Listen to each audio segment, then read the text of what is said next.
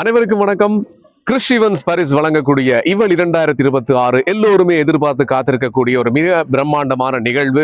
பெண்களை ஊக்குவிக்கின்ற, அதே போல பெண்களை கௌரவிக்கின்ற ஒரு நிகழ்வாக இருக்கும். இந்த நிகழ்ச்சியில பெண்கள் மட்டுமா கலந்து கொள்ளலாம்டா? இல்லை, எல்லோரும் குடும்பமாக ஆண்கள், பெண்கள், குழந்தைகள் எல்லோருமே கலந்து கொள்ளலாம். காலை 10 மணிலிருந்து இரவு 8 மணி வரைக்கும் இந்த ஈவெண்ட் நடக்கும்.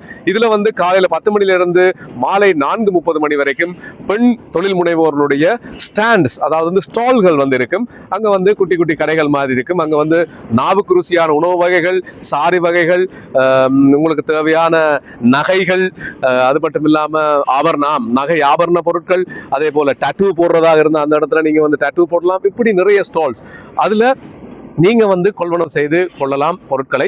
அது மட்டும் இல்லாம இந்த இடத்துக்கு எப்படி வாரது, பவியோன் சுபாவில் இருக்கக்கூடிய லா ஃபியஸ்டா என்று சொல்லக்கூடிய இந்த மண்டபத்துக்கு எப்படி வாரதுன்னு சொல்லி பாத்தீங்களா இருந்தா, நீங்க பொபினி பக்கத்துல இருந்து வாரீங்களாக இருந்தா 234வது இலக்க பஸ்ல நீங்க ரொபேஷுமன் என்ற பஸ் நிறுத்தத்துல நீங்க இறங்கணும்.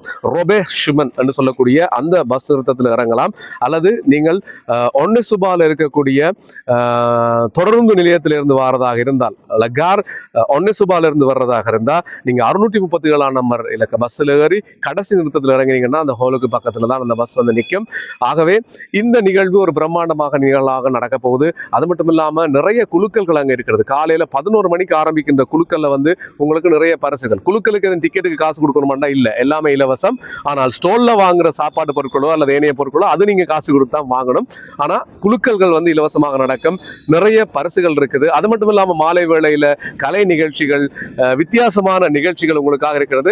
குடும்பத்தோட எல்லாரும் வாங்க. காலையில 10 மணிக்கு இந்த நிகழ்வுக்கு எல்லாரும் வர பாருங்க. நன்றி.